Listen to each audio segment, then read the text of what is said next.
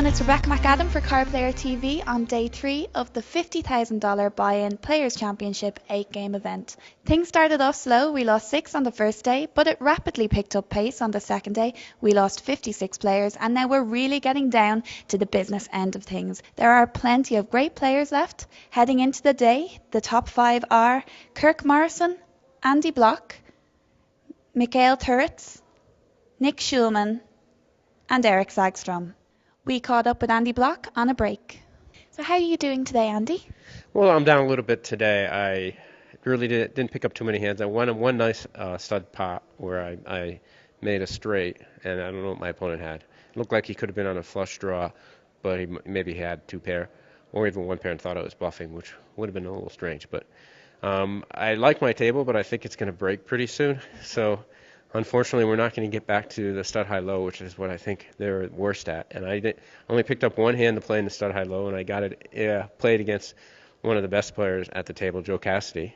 And unfortunately, I had pocket kings, split kings actually, and I ended up making kings in a 7 low, and he had 2 pair and a better 7 low. So, that was kind of a tough hand, and I'm not regretting playing the way I played that hand. And otherwise, I really didn't get involved in too much. I lost a lot of small pots.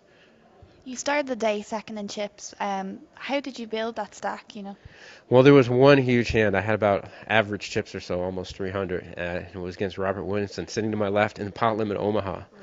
And the button opened, and I had pocket aces, ace, jack 8 with jack 8 of clubs. I raised. Robert Williamson.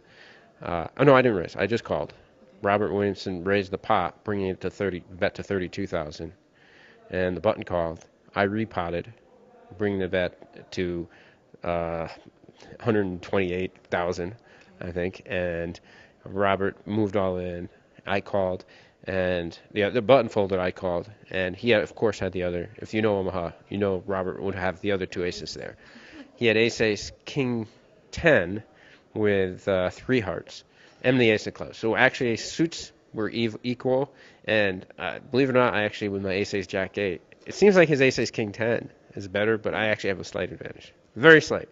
60% of the time, we're going to chop the pot, and we both would be very happy with that. I flopped the flush draw, he flopped the king, turn gave me my flush, and he was drawing to a queen for a chop. And he wasn't very happy. He was not happy. He got crippled him. He was left with 17,000, I think, or something, or maybe even less, and all in his next hand in the small blind. So you just flew up the chip ranks then, didn't you? Right. Took me from like 280 to 580 and then I was able to build another 130,000 or so in my stack the rest of the night without really, winning a few small, medium-sized pots here and there. But that in the end of the day, second in chips, that feels pretty good. And today I've kind of nothing too exciting. I haven't won 2 big pots in a row or lost 2 big pots in a row. So, I'm You're feeling good? Down like 70 from where I started. But, if I can get back to where I started, I probably end the day close to average in chips with 20 or so players left.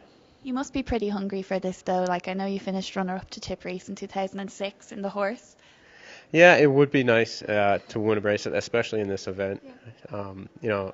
I got to take it one step at a time and just think about, getting the money with chips, getting to the final table with good chips, getting heads up, and take it from there.